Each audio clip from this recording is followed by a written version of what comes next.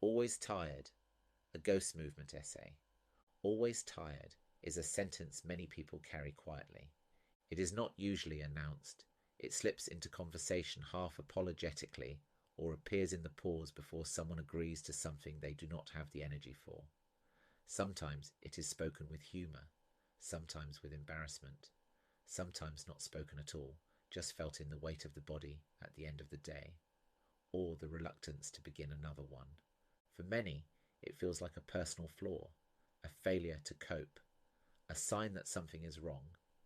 When tiredness repeats, when it does not lift in the way rest is supposed to lift it, the question quickly becomes interrogative. Why am I like this? What am I doing wrong?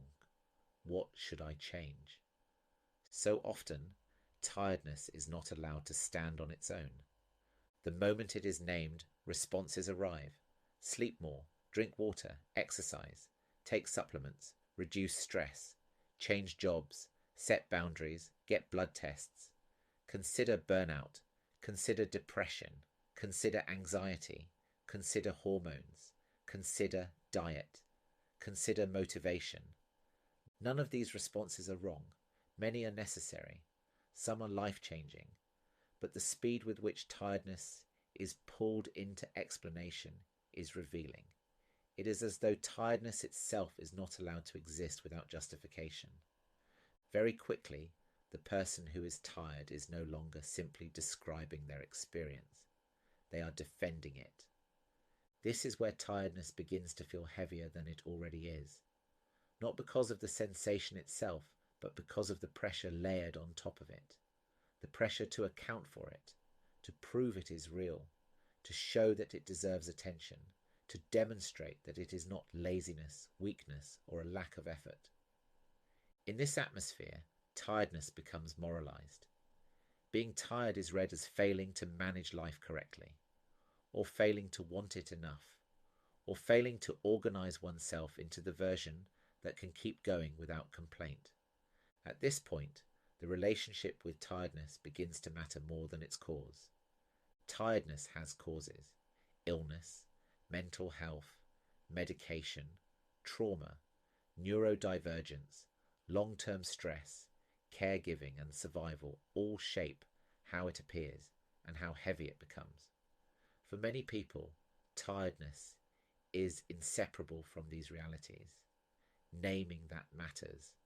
But even when tiredness has a cause, even when it has a diagnosis, a name, or a treatment plan, there is still a daily relationship to how it is carried. There is still the moment when the body signals heaviness, slowness, or depletion, and something inside responds. That response is rarely neutral. For some, tiredness triggers alarm, a sense that something is slipping, a need to regain control. For others, it triggers shame, a tightening, a quiet self monitoring that asks whether this tiredness is legitimate or allowed. For others still, it triggers resignation, a settling into the belief that this is simply how life will always feel. What is striking is how rarely tiredness is met with simple acknowledgement. It is more often met with resistance, judgment, or urgency to remove it. This is not accidental.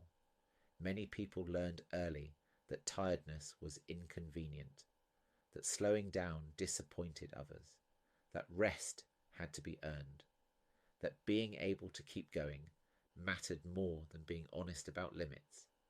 Over time, tiredness stops being a signal and becomes an adversary, something to push through, something to outpace, something to silence.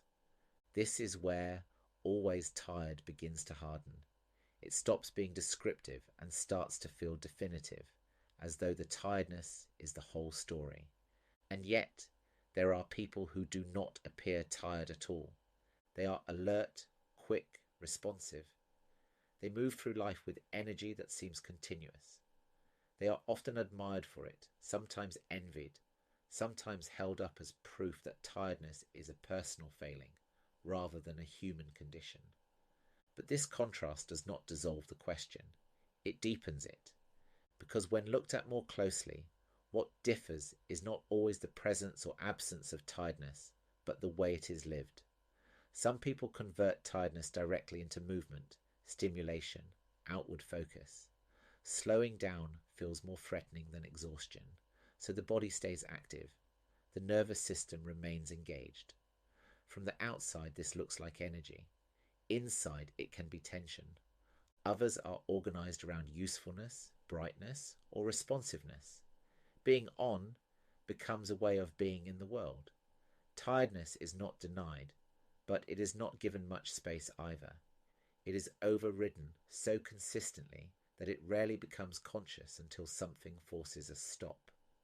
This is not a judgment, it is simply another relationship.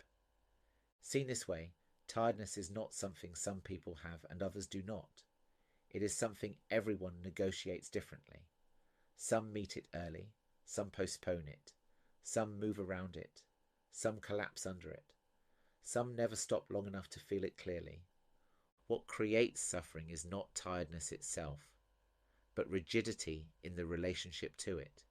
This is where clinical tiredness and mental health need to be held with care, without creating a hierarchy of legitimacy. For many, tiredness is bound to depression, anxiety, long-term illness, chronic pain, medication, hormonal change, or neurological difference. These realities shape daily life. They deserve recognition, care, and appropriate support. Nothing here replaces that. Nothing suggests that tiredness can be resolved through mindset alone, or that suffering can be eased by reframing.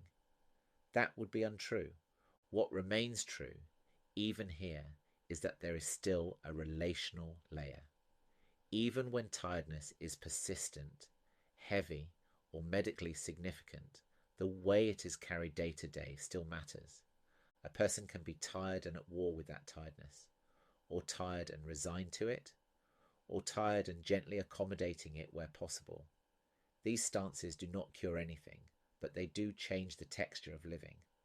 Often, what exhausts people most is not the tiredness itself, but the ongoing argument with it, the internal negotiation, the self-surveillance, the effort to appear unaffected, the pressure to justify why rest is needed today as well as yesterday. This argument rarely brings relief. It simply adds another layer of work. At some point, it becomes possible to consider something quieter. What if tiredness is not evidence that something has gone wrong, but evidence that something has been carried? This does not romanticize exhaustion. It does not suggest that suffering is noble. It simply recognizes that human bodies are finite. Attention wanes, energy fluctuates, weight accumulates. Recovery is not linear. Modern life often treats these realities as faults to be eliminated. Bodies have never worked that way. From the ghost movement perspective, tiredness can be understood as a form of return, a signal that the body is drawing inward after being pulled outward. Not an enemy, but a threshold, something that marks the edge of what has been given. When tiredness is met with hostility, it tightens. When it is met with fear, it escalates. When it is met with shame, it isolates. But when it is met with recognition, it can soften, even if it does not disappear. This is the lesson that matters. Tiredness becomes most painful when it is treated as a personal failure rather than a human condition. This does not mean accepting misery. It does not mean giving up on care or change. It means removing the added burden of self-accusation. It means allowing tiredness to be present without turning it into a verdict about who you are. For some, this looks like resting without justification. For others, it looks like continuing without self-punishment. For others still, it looks like stopping the internal interrogation long enough to notice what the body is already communicating. There is no single correct response. Relationship implies flexibility, not prescription. Always tired does not have to be a diagnosis or a destiny. It can be a description of a season, a signal of long carrying, a reminder of limits that were always there. Nothing needs to be fixed for care to be allowed. Tiredness does not need to be solved in order to be honoured. It does not need to be overcome in order to be legitimate. It can simply be met. And sometimes that is enough to change the shape of the day.